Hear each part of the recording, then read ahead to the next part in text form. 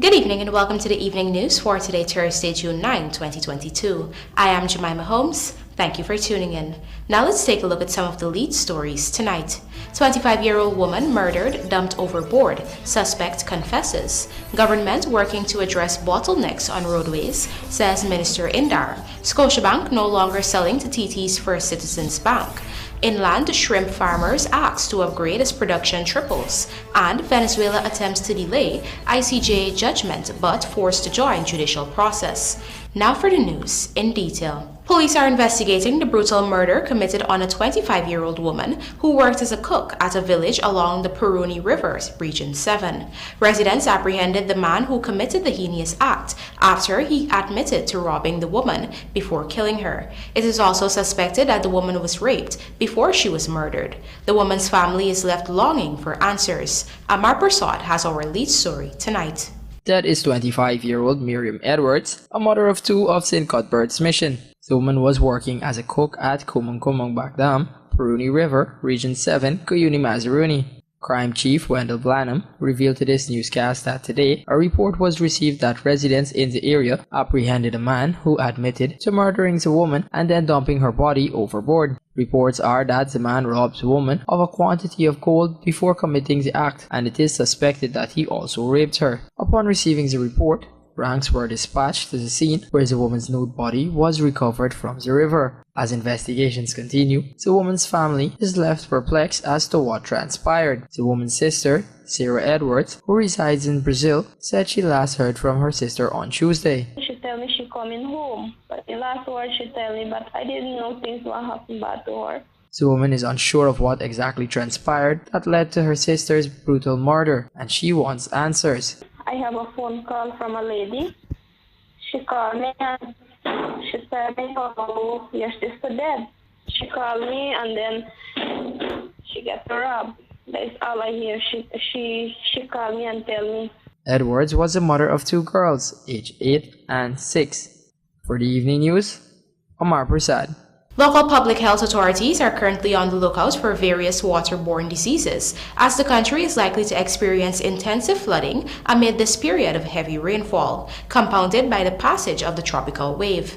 As such, citizens are being urged to take all necessary precautions to protect themselves. Here's Amar Prasad again with the details. Prime Minister Mark Phillips on Wednesday urged citizens to prepare as a tropical wave is expected to sweep across the nation over a 5-day period, resulting in heavy rainfall. So far, no major flooding has been reported in any parts of the country.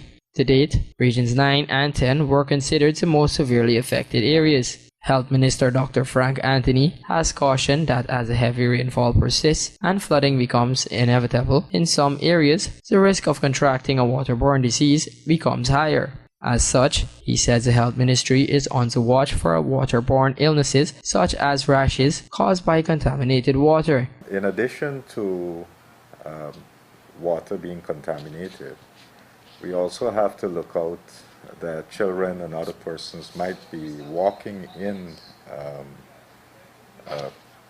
contaminated water.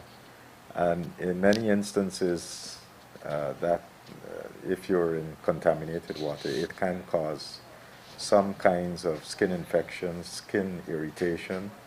So we have to be on the lookout for those. These are things that we normally do, and the doctors at the health centers, they are prepared. They are able to make those diagnoses. Another disease officials will be on the lookout for, according to the minister, is leptospirosis. If the area is really flooded, then you can have rodents that would go into the homes of people and stay there, so we would be on the lookout for things like leptospirosis. In this regard, the minister urged residents to avoid traversing and utilizing contaminated waters and to take all necessary precautions to ensure their safety. We want to make sure that the water that we're using is not contaminated, and to prevent contamination, the easiest way is to boil the water. If we do that, whatever bacteria is in the water can be eliminated. In some instances, if you have chlorine, you can add chlorine to the water, so you can help to purify the water. There are chlorine tablets that are available, and there are instructions on how to use those. For the evening news, Omar Prasad. With the increase of vehicles on Guyana's roadways, the PPPC government is working on expanding the country's road network in order to remove certain bottlenecks that are contributing to the heavy traffic congestion, especially in the greater Georgetown areas and along the East Bank Demerara corridor. Vanu Manikchand tells us more. This is according to Minister within the Public Works Ministry Deodat Indar. He explained that government has been investing on removing bottlenecks on the roadways to allow for the free flow of traffic. The roadways, there are certain parts where there's what we call bottleneck or choke points.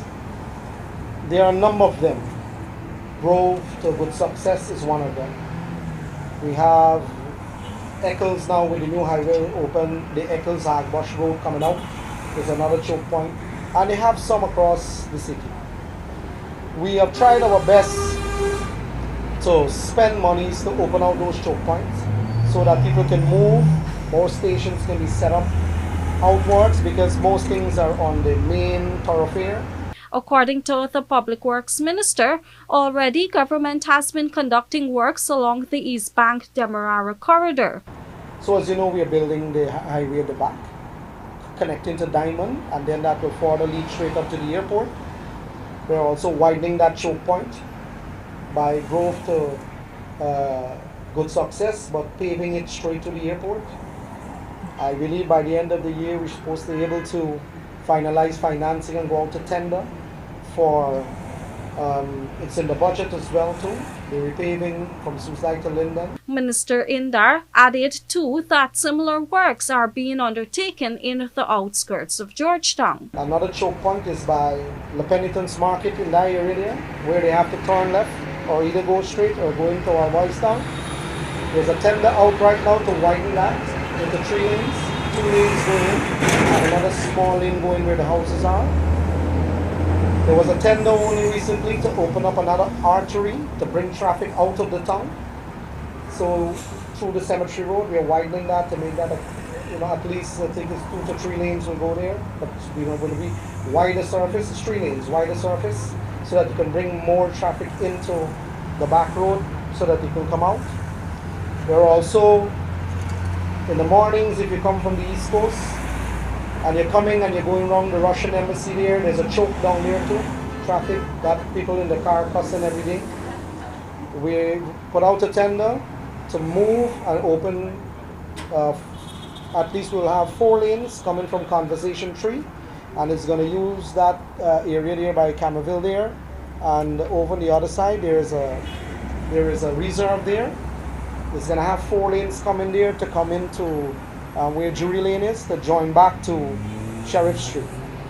So those are some of the things just within the city limits that we're doing to divert traffic, make it better. The Public Works Minister further noted that these are in addition to other works being conducted in other regions across the country to address traffic congestion. Reporting for the Evening News, Vanu Manikchand. Guyana has been dubbed as an investment destination with the flurry of developments taking place, and businesses now have a gateway to access foreign investors through the Georgetown Chamber of Commerce and Industry's investment portal. Find out more in this Rupa Sinarayan report. The Georgetown Chamber of Commerce and Industry on Thursday launched the investment portal, which is now available to its membership. It is geared at improving private sector development through new partnerships and expansion of services offered by local enterprises. President of the Chamber, Timothy Tucker, said the portal is a brainchild of the organization that will revolutionize their operations. Potential investors will no longer have difficulties identifying opportunities to invest. Generally, somebody coming into Guyana does not know the landscape and what exactly is going on in country. So you may have members of the GCCI that have very grand ideas or have a business that really needs that investor. And what this portal is meant to do is to bring those two together. Besides that, it also focuses on what is required outside of the other sectors, but also that of the oil and gas industry. Because with the local content legislation, you now have the opportunity to find partners around the world. And what we have here is the opportunity to create that partnership.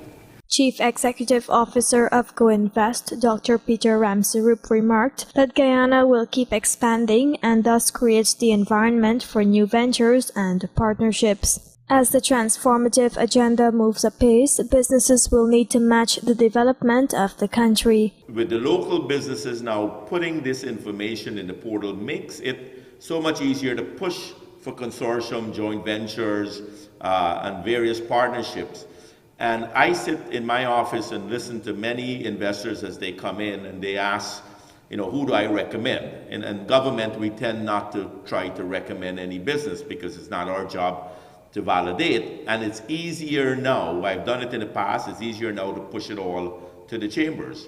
I mean, the local content has changed the outlook of Guyana. They don't come in anymore to my office going, we've got $100 million, we want to come in and invest. The first question, who could we partner with is in Guyana? So we have changed the mindset of the thinking of the foreign investors. And a number I like to repeat, in 2021, of the national investment projects that we approved, over 60% was local Guyanese business. Meanwhile, Minister within the Ministry of Public Works, Deodat Indar, has called for stakeholders to market this portal at every opportunity. The populating of this portal by the locals as well as persons coming in is key to give you indications of where people want to go. Because not everything is oil and gas. A lot of things in the construction sector now is kicking up. Mining is kicking up. Agriculture, is a big drive by our government. A lot of people are coming from, everywhere to deal with agriculture too.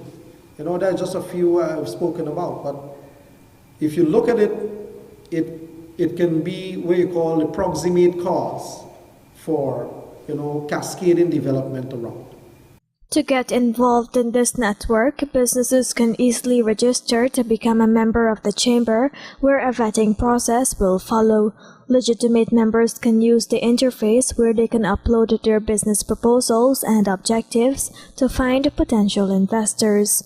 Rupa Sinarayan, The Evening News. Coming up, Guyana to push food security agenda, new trade systems at IX Summit of Americas, and Venezuela attempts to delay ICJ judgment, but forced to join judicial process. Do stay with us. More news ahead.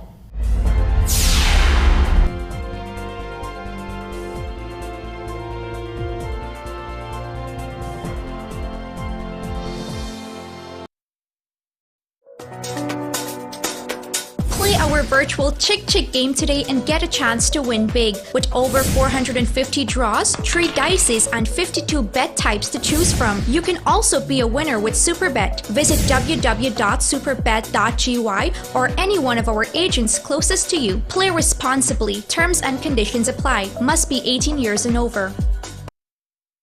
Your child needs nutrients every day. ENFAGROW has DHA and iron, which supports your child's mental development. ENFAGROW has components which cow's milk does not contain. Support your toddler's growth and complement their diet with ENFAGROW. Let's fuel the wonder. This product is not intended to be a substitute for breast milk. Mental development depends on various factors such as stimulation and adequate nutrition. Commercial cow's milk does not contain DHA but contains calcium and other nutrients.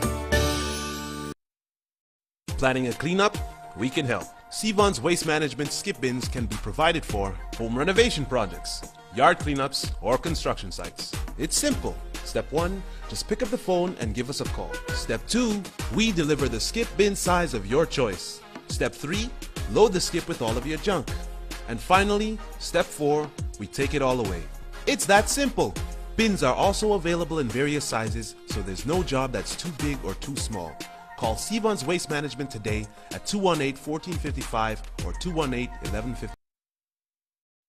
Here's what's happening on Waterloo Street at John Lewis Styles during the month of June. Shop for Father's Day and you could win an all-inclusive trip for 2 to Arrow Point Nature Resort. Buy any men's suit and get a free tie, or buy any men's pair of shoes and get a free pair of socks. Traveling this summer? Buy any luggage set and get a free travel pouch. Visit us on Waterloo Street for more choices and better prices. John Lewis Styles. Simply different.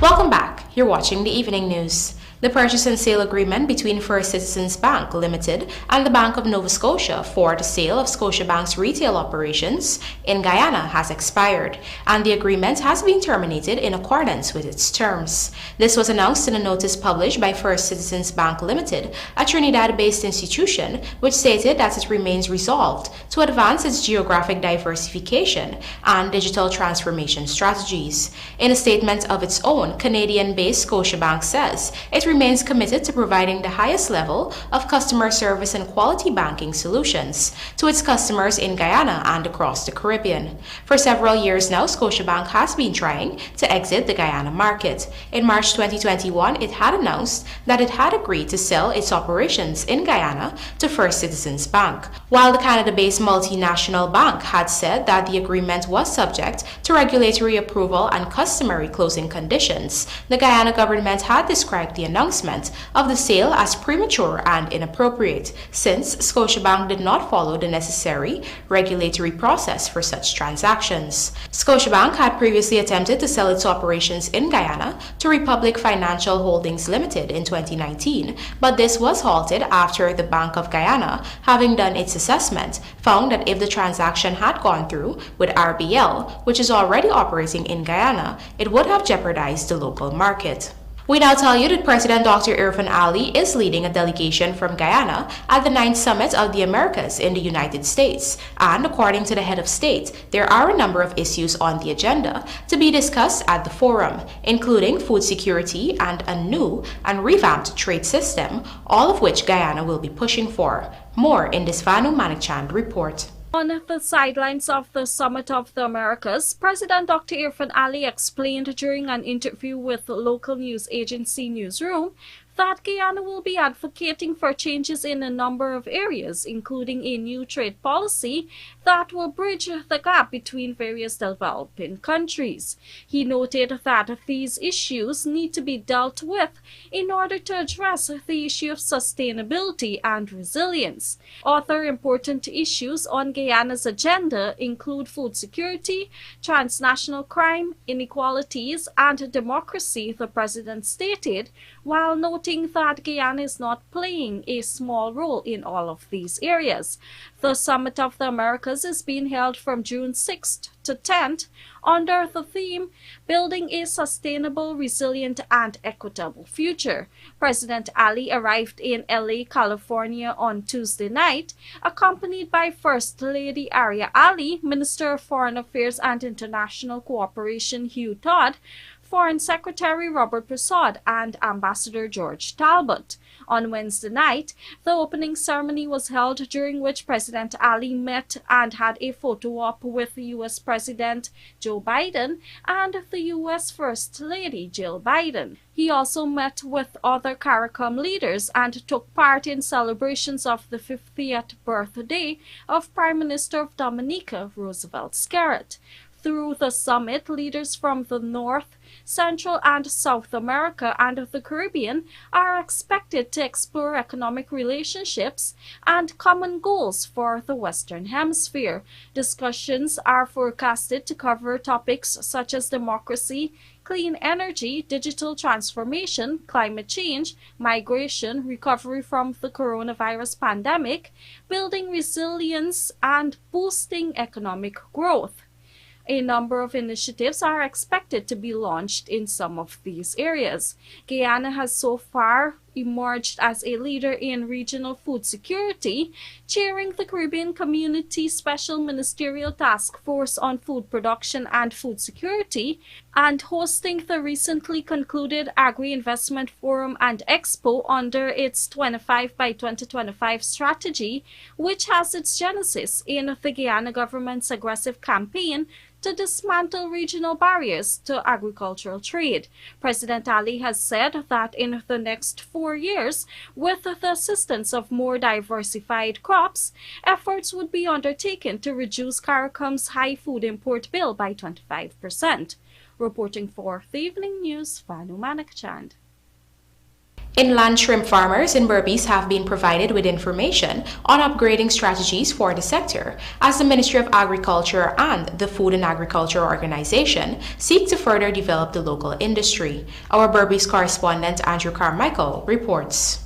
Inland shrimp, or blackish water shrimp as it is referred to, are reared in shallow ponds comprising both fresh and salt water. The Ministry of Agriculture, in collaboration with the Food and Agriculture Organization of the United Nations, recently met these farmers in Region 6, East Berbice Quarantine, to discuss upgrading strategies for the sector. Based on studies conducted by the FAO in 2022 January, the production level of blackish water shrimp has doubled when compared with the same period in 2021. Reports show that in February of this year, the production level has tripled compared with the same period last year. That information was shared with stakeholders of the blackish water shrimp industry during a workshop that was held at St. Francis Community Developers, Port Morant, Quarantine. The workshop is part of efforts to develop a comprehensive industry upgrading strategy for the blackish water shrimp value chain in Guyana. According to FAO Program Assistant Jefferson Jacobson, if the trend of high production continues, Guyana is on track of meeting the 178,000 metric tons that are unsupplied to the international markets. But it's also something to be cautious about, because if we continue to expand our production without noting what the market is asking for, what supply is needed and what quantities, then we may find ourselves in a situation where we oversupply. Who are the buyers of these of this product? Let's call it product. The diaspora. The diaspora makes up the majority of the sales. My figures might be a little off here, 35%, but it's estimated with current data it's between 35 to 50% of the market. Formal exports, there might be, but it exists only in small quantities. The local sales, it's 65 here, but it might be actually less. According to the FAO representative, the presentation of the shrimp for marketing purposes needs to be improved. A Chinese company has signaled its intention and interest in marketing the shrimp. However, that company is not the only one interested in marketing the inland-grown shrimp which are produced in Berbice. The Agriculture Ministry has also contacted the new GMC to collaborate with the farmers to find the markets. Andrew Carmichael, The Evening News. As the country advances, Sol fuel stations countrywide have invested in the infrastructure that is necessary to facilitate cashless transactions. Loanne McAllister reports that now persons fueling up their vehicles can make payments electronically through the MMG app. Sol Guyana Inc. has partnered with the Guyana Telephone and Telegraph Company to utilize its MMG app so that customers at its service stations countrywide can have the option of paying electronic payments. During the launching ceremony on Wednesday, Minister within the Ministry of Public Works, Deodat Inda, said that this initiative brings in not only a sense of convenience, but will optimize business operations. He said now that Guyana is developing at a fast rate, it is imperative that companies incorporate cashless payments. And that alone brings different kind of people from all over the world into our country. And they are accustomed to a certain level of service. And if they come here and those services are delivered, including the one that we are launching here today, which is using mobile financial technology to pay for your fuel, they are accustomed to that from where they came from. And if they come here and these basic stuff we don't have, it's like a shock to them, right? So the oil and gas sector alone drives a whole lot of other businesses. It drives traffic into your country, and we have to cater for that as Guyanese companies here.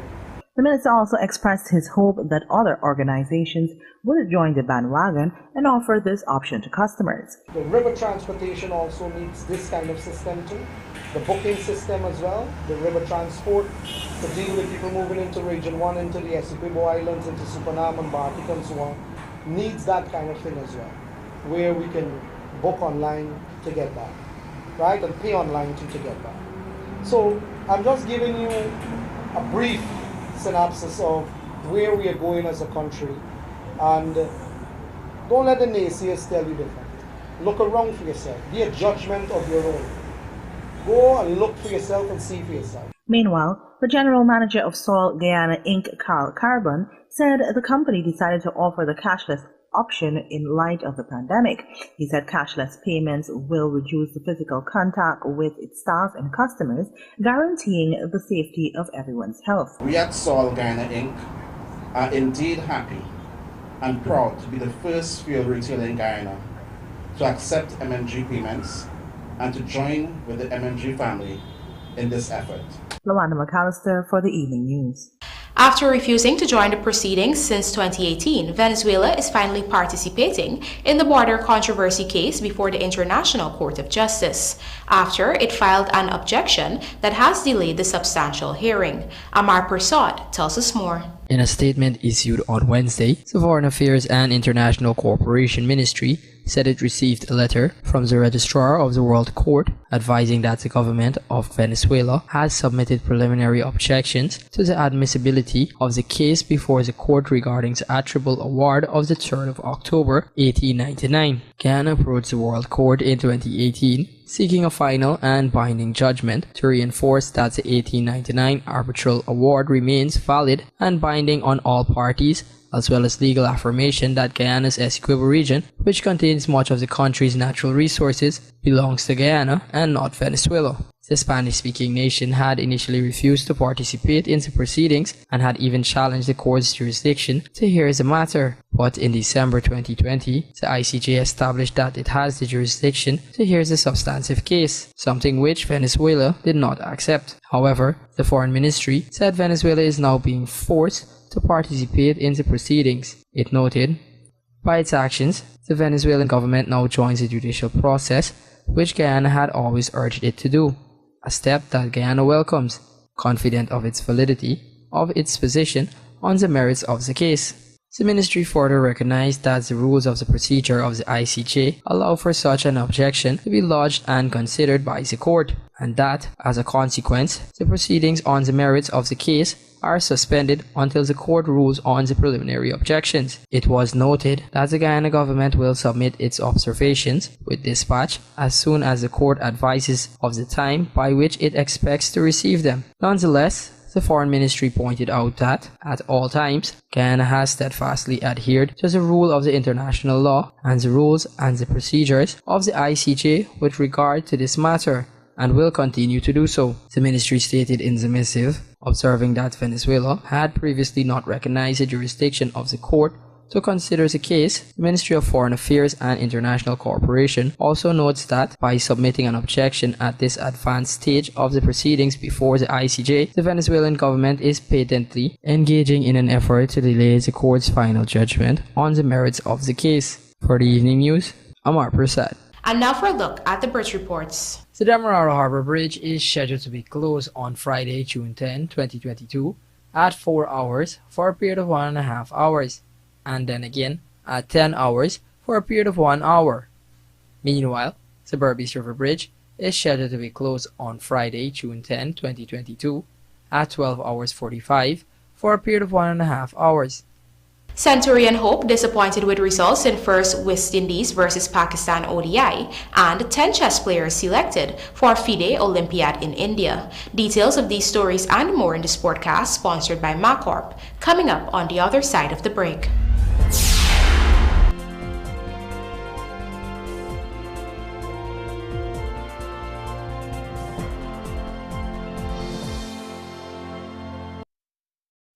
Looking to bring your dream home to reality or simply taking on a home improvement project? Then National Hardware Limited is where you should start. Let us put that touch to your home.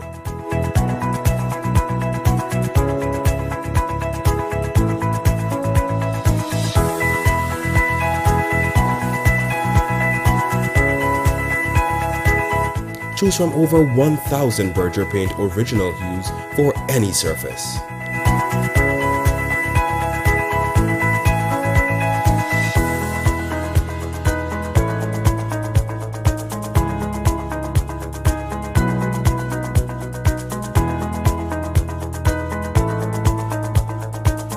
We are known for our trusted brands such as Westinghouse, Philips, Satco, Rubbermaid, Pyrex, Gibson Home, and so much more. National Hardware Limited, your do-it-best store, located in downtown Georgetown and industrial site Rheinfeldt. Get in the game, get in the game, get in the game with Buster, play. Get in the game with Buster. Win a full gaming setup, Xbox X, gaming chair, gaming speaker and headset, or any of over 60 weekly prizes like Oculus Quest 2, Mini 2 drone, Nintendo Switch, Xbox X Series. Just purchase any bottle of Buster, Turbo, Altitude, Classic, or Viva and look for the code on the bottle. Then visit Buster Instagram and Facebook at Buster Guyana for more details. Your child needs nutrients every day. Enfagrow has DHA and iron, which supports your child's mental development. Enfagrow has components which cow's milk does not contain. Support your toddler's growth and complement their diet with Enfagrow. Let's fuel the wonder. This product is not intended to be a substitute for breast milk. Mental development depends on various factors such as stimulation and adequate nutrition. Commercial cow's milk does not contain DHA but contains calcium and other nutrients. Gold mining can be expensive if you don't have the right tools. Mining requires engines that can pump high volumes of water and slurry, the most tried and tested of which are Deutz engines. Deutz engines are among the most reliable in the world. Where can you get them? At your #1 industrial solutions provider, Sylvies. We have them in 2 to 6 cylinders, ranging from 23 horsepower to 80 horsepower. Most miners use Deutz engines because they're lightweight, use less fuel, and require less maintenance because they are air-cooled. So what are you waiting for? If you can't make it to our 31 High and Hatfield Streets Georgetown location, we can deliver. Give us a call on 227-6226 or WhatsApp us on 623-7755 or visit our website sylviesonline.com. Sylvies Industrial Solution, proudly serving Guyana for over 4 decades. Get the right seal right now from Industrial Supply of Guyana, Inc., your immediate SKF sealing solutions. The SKF Seal Jet Machine is capable of building seals from 5mm to 600mm in diameter in under 5 minutes. With technical support readily available, you can get a customized seal to suit virtually any industrial application, like buffer, rod, wiper, and piston seals. SKF Seal Jet Machine, now at Industrial Supply of Guyana, Inc.